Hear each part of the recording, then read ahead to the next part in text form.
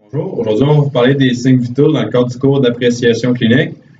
En fond, on va parler de la respiration, des pouls, la température, la saturation et de la pression artérielle. Alors, on va commencer par la respiration. Qu'est-ce qui est important dans la respiration? C'est tout d'abord prendre la respiration à l'insu du patient. Parce que sinon, si celui-ci sait qu'on prend sa respiration, il va la changer puis ça va fausser les résultats. Donc, dans le fond, ce qu'on va faire, c'est qu'on va lui demander de rester calme. Puis on va prendre le pouls, mais qu'est-ce qu'on ne dit pas, c'est qu'on prend sa respiration. Fait qu'on va Qu'est-ce qui est important aussi, c'est de le calculer sur 30 secondes. Parce que si on calcule en bas de ça, ben, on va avoir une incertitude de plus que 2. Fait que ça peut fausser. Ça peut faire en sorte qu'on ouvre des protocoles ou pas, puis ça peut venir fausser les résultats, puis c'est mal. Fait que dans le fond, qu'est-ce que le TA2 va faire, c'est qu'il va qualifier la respiration de régulière, irrégulière, il va regarder l'amplitude, le son, voir si elle siffle, ou silencieuse ou bruyante, si la respiration est profonde, superficielle. Puis dans le fond, qu'est-ce qui est important, c'est aussi faire attention aux facteurs qui peuvent influencer la respiration, comme l'exercice, la douleur aiguë, l'anxiété, le tabagisme, la position du corps, les médicaments, les blessures neurologiques, la fonction hématologique. Dans le fond, on peut valider qu'il n'y a rien de ça avant de prendre la respiration. Puis ici, on peut voir sur notre tableau les fréquences normales selon les âges. Puis c'est important de les connaître parce que si ça va en dehors de nos normalités, dans le fond, ça peut représenter un critère d'instabilité ou de potentiellement instable qui peut faire en sorte qu'on va ouvrir des protocoles ou pas.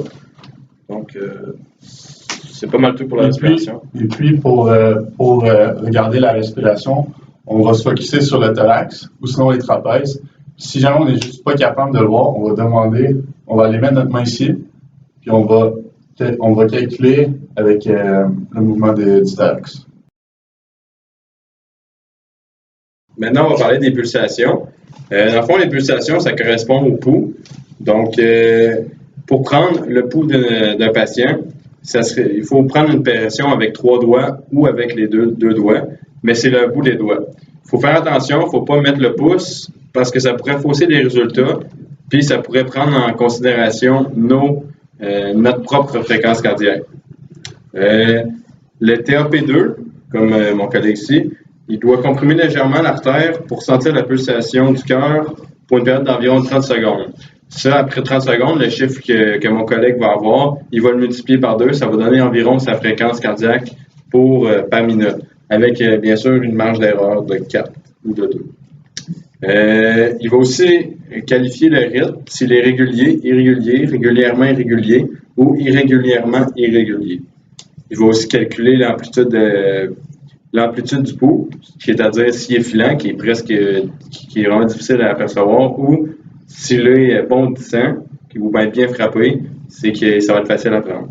Les facteurs qui peuvent influencer la fréquence cardiaque sont bien évidemment l'exercice physique, la température, les émotions, une hémorragie, un changement de position, la médication ou encore des conditions respiratoires.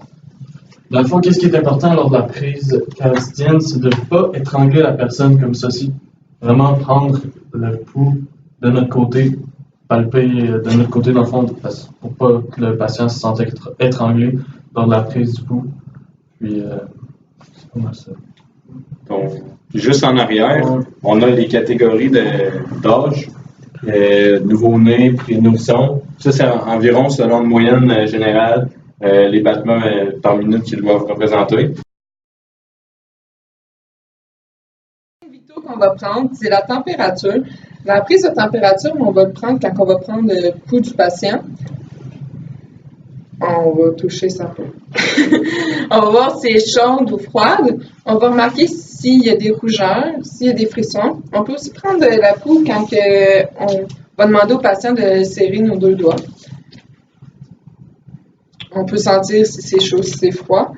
On peut prendre la température buccale, la tympanique, mais la plus précise, c'est la température rectale. Donc, il ne faut jamais prendre la température après qu'une personne ait mangé. Il faut attendre au moins 15 minutes.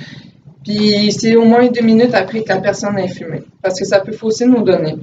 Les facteurs qui influencent, ça va être l'âge, le niveau hormonal, le stress, l'environnement qui entoure, s'il fait chaud, s'il fait froid, le moment de la journée, puis si la personne a fait de l'exercice. On peut voir les normalités de la température, un petit peu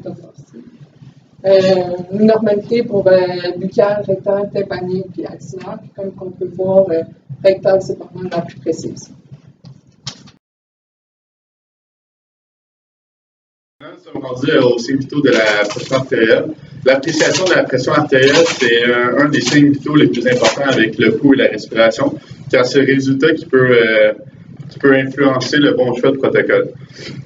Le résultat qu'on obtient habituellement, s'exprime en millimètres de mercure, avec un chiffre de pression maximale dite systolique et un chiffre de pression minimale dite diastolique, qui correspond à la variation de pression lors d'un cycle cardiaque. Dans le fond, la systolique, c'est la force de contraction du cœur. Dans le fond, lors de la prise de la tension artérielle, on va comprimer l'artère, puis on va mettre notre sphygmomanomètre sur l'artère, puis on va relâcher tranquillement la pression. Puis le premier but qu'on va entendre, ça va être ça, la systolique, c'est justement ça, la force de contraction du cœur. Puis après ça, on va relâcher la pression tranquillement, graduellement dans le fond, jusqu'à temps qu'on n'entende plus de bruit. Puis le dernier bruit qu'on va entendre, ça va être la diastolique, ça va être la pression la plus proche de la pression normale de la circulation sanguine dans le sang. Puis ça, c'est ça. Puis pour savoir si le brassard il fait à la personne, on va regarder avec le bout, il faut que ça fasse 50% du bras. Et avec la partie avec du velcro, il faut que ça fasse 80% du bras. Puis il est important de prendre du côté gauche, parce que l'artère, c'est l'artère la plus proche du cœur. Puis, faut faire attention de ne pas mettre, comme qu'elle a dit, son doigt, ou sinon, ça se pourrait qu'on se trompe avec le bruit, avec notre pouls.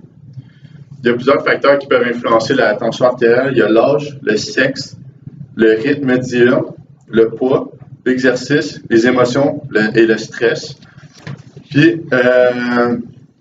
pour savoir si la personne a une bonne tension artérielle, la radiale a une tension de 80 mm de mercure, carotidienne est de 60 mm de mercure et fémorale est de 70 mm de mercure. Ceci peut nous donner une idée si la personne fait de l'hypotension ou de l'hypertension.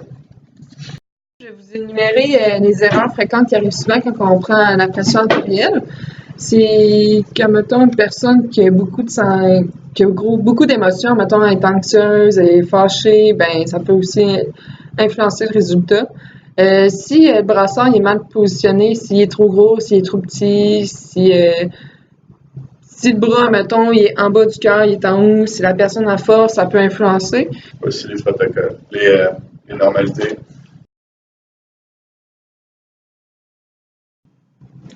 Donc, la dernière prise de signes vitaux, ça va être la saturométrie. La saturométrie, c'est la quantité d'hémoglobine saturée dans le sang. Saturée dans le sens que chaque particule d'oxygène va venir se déposer sur chaque hémoglobine, dans le fond. Puis c'est le saturomètre, que je n'ai pas avec moi. C'est une machine qui va faire en sorte qu'on va placer au bout de l'index, puis qui va calculer justement la quantité d'hémoglobine saturée, puis ça va le transformer en pourcentage. Dans le fond, la normalité de la pourcentage, c'est sans qu'une personne ait des problèmes pulmonaires, sans aucune anémie, puis sans problème de santé, ça va être de 95 à 100%. Dans le fond, les facteurs qui peuvent influencer la prise de la saturométrie, c'est l'absence du pouls radial, les extrémités froides, la lumière qui peuvent influencer, puis l'intoxication au CO. Puis aussi, je sais que certains cutex au niveau des femmes peuvent influencer la prise de la saturométrie, mais c'est pas toutes les cutex qui peuvent faire ça. Puis c'est important de jamais prendre la saturation sans pouls radial, puis aussi dans un contexte de froid. La vidéo a été réalisée par moi, Janie Mayotte, Samuel Maillet, Vincent Brisson, Brendan Aguilar.